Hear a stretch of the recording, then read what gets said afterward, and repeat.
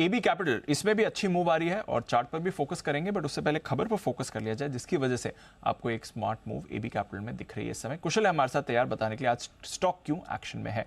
कुशल बताइए AB capital.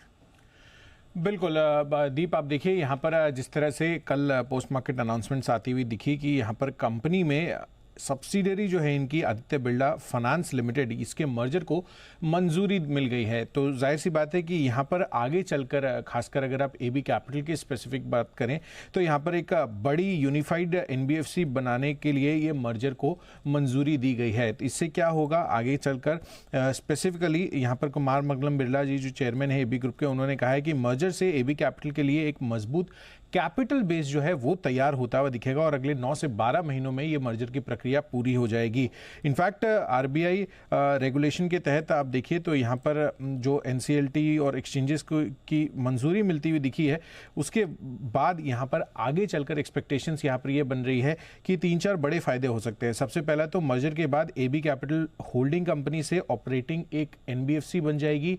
साथ ही group structure पर आसानी हो जाएगी। ग्रुप स्ट्रक्चर लेवल पे कम एंटिटीज होने से, यानी कि जो लीगल एंटिटीज है उसमें भी कमी आएगी और साथ ही जो पूंजी का बेहतर एलोकेशन और इस्तेमाल है वो भी आगे चलकर बढ़िया हो सकेगा। यही नहीं, जो पॉलिसी बदलाव अगर कोई आप ग्रुप लेवल पे कर रहे हैं या फिर स्पेसिफिकली एबी कैपिटल के लिहाज से कर रहे हैं तो वहां पर भी जो इम्प्लीमेंटेशन है और जो रेगुलेटरी कंप्लायंस है वो भी रिड्यूस होते हुए दिखेंगे। तो 4-5 बड़े फायदे हैं ये मर्जर को करने के और इसी कारण से आज सुबह से ही हम देख रहे हैं कि एबी कैपिटल खासा एक्शन में बना हुआ है।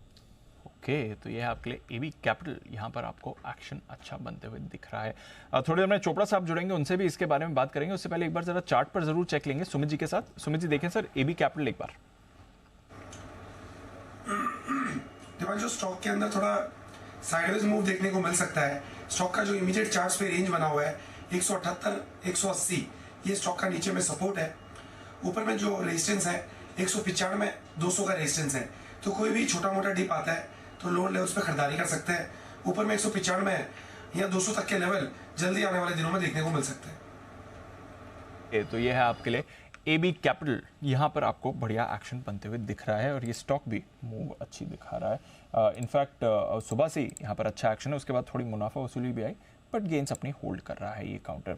बट ब्रेकडाउन आया है डीएलएफ, यहाँ पर सुबह सेल कॉल भी आया था, उसके बाद स्टॉक में भी आपको प्रेशर आते हुए दिखा है और अब करीब 4.25% नीचे डीएलएफ ट्रेड कर रहा है। वागले साहब, सुबह डीएलएफ वागले साहब जाते जाते एक तो एक्स्ट्रा टाइम में अपने से काम करवाया था, याद है? वागले साहब सब कुछ धन्यवाद हो गया था सारा। हम पूरा पैकअप भी कर चुके थे, वो शीट भी हमने फोल्डर में डाल दी कि अब तो क्लोजिंग वाले शो में निकालेंगे। तब आपको डीएलएफ बेचने का ख्याल कैसे आया ये बताइए। अनिल जी अभी चार्ट पे जो आया तो देखना पड़ेगा ना अनिल जी। हाँ ये बात तो सही है, इतने बोले से हो गए बोले। अच्छा कम से कम ऐसा तो बोलो दीप को कि दीप धन्यवाद, आप तो बस शो खत्म करके जा ही रहे थे, फिर भी आपने मेरी बात मानी भी। दीप को इतना तो दीप का धन्यवाद बनता है सर। हाँ ये तो है, जी मैं मानता हूँ अनिल जी, बिल्कुल। दीप आपको धन्यवाद बहुत बहुत वागले साहब की तरफ से आपने एसक्यू कर दिया। चलिए, लेकिन डीएलएफ का कॉल बहुत ही शानदार है। आप बताएं सर एक बार जरा अपडेट दें इस पर।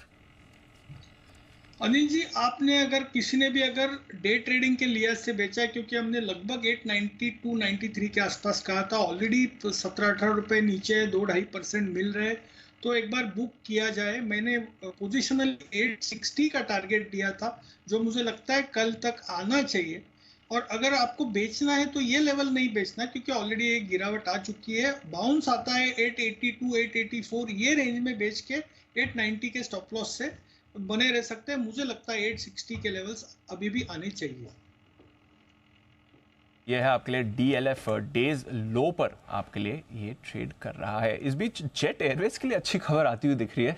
पिछले साल जून में इसका रिवाइवल होना था, अभी तक हुआ नहीं है, इंतजार है हमारा। बट नॉनदलेस एनसीएलटी ने जेट एयरवेज जलान कलरॉक कंसोर्टियम को सौंपने की मंजूरी दे दी है। तो ये अपील्स ट्रिब्यूनल एनसीएलटी ने तो ऑलरेडी कर ही दिया था, उसके बाद एक रिवाइवल प्लान भी इनकी तरफ से आया था। अब एनसीएलटी जो एपलेट ट्रिब्यूनल है उसने भी जेट एयरवेज जलान कलरॉक कंसोर्टियम को सौंपने की मंजूरी दे दी है। तो देखते हैं, शायद एक बार फिर से आशा बन सकती है जेट एयरवेज के रिवाइवल को लेकर। हालांकि अब तक पिछले 2 सालों में इस पर कुछ ज़्यादा बड़ी प्रोग्रेस नहीं हुई है। और नंदलेस एक इंटरेस्टिंग अपडेट आ रहा है, NCLAT ने जलान कार्लरॉक कंसोर्शियम को जेट एयरवेज सौंपने की मंजूरी दे दी है। स्टॉक वैसे 5% के अपर सर्किट पर कुछ कामकाज है नहीं अब तक कंपनी का, देखते हैं रिवाइव होगा इसके बाद इसमें आपको क्या होते हुए दिखेगा।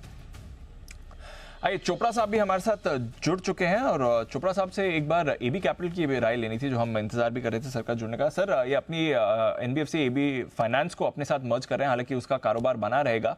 कैसे देखना है सर इस डेवलपमेंट को? AB कैपिटल आज सुबह से थोड़ा अच्छे एक्शन में भी दिख रहा है, अभी भी 3% ऊपर है सर। दीप, गुड आफ्टरनून। मुझे लगता है अच्छी खबर है, और जब भी कंपनीज कंसोलिडेशन करती हैं, हमने टाटा समूह में देखा कि कितना फ़ायदा हो रहा है जो कंसोलिडेशन हुआ है और जो कंपनीज मर्ज हो रही हैं आपस में। अगर सिमिलर लाइंस ऑफ बिजनेस पे कंपनीज काम कर रही होती हैं और फिनेंस वाली कंपनीज एक साथ करती जाएं, तो बहुत ज़्यादा फोकस्ड अप्रोच हो जाता है। और क्योंकि निश्चित रूप से आदित्य बिरला ग्रुप काफ़ी डाइवर्सिफाइड ग्रुप है और बहुत सारे बिजनेसेस में हैं, तो ये एक अच्छी खबर है। और मुझे लगता है कंसोलिडेशन से निश्चित रूप से फ़ायदा पहुंचेगा। जो एम्प्लॉय कॉस्ट है, सैलरी कॉस्ट है, वो काफ़ी हद तक नीचे आएगी। और आजकल तो रियल एस्टेट के एक्सपेंसेस बहुत ज़्यादा हैं रेंटल्स के, तो जाहिर बात है जब कंसोलिडेशन होगा तो एक ही दफ्तर में काम करेंगे लोग, तो अलग अलग दफ्तर रखने की आवश्यकता नहीं है। तो मुझे लगता है over a period of next 6 months to 1 year इसका बहुत फ़ायदा पहुंचेगा और पॉजिटिव फ़ायदा पहुंचना चाहिए। तो पॉजिटिव फायदा पहुंचना चाहिए, ये है आपके लिए AB कैपिटल जिस पर राय आ रही है, और स्टॉक भी आज थोड़ा अच्छे एक्शन में आपको दिख ही रहा है। आइए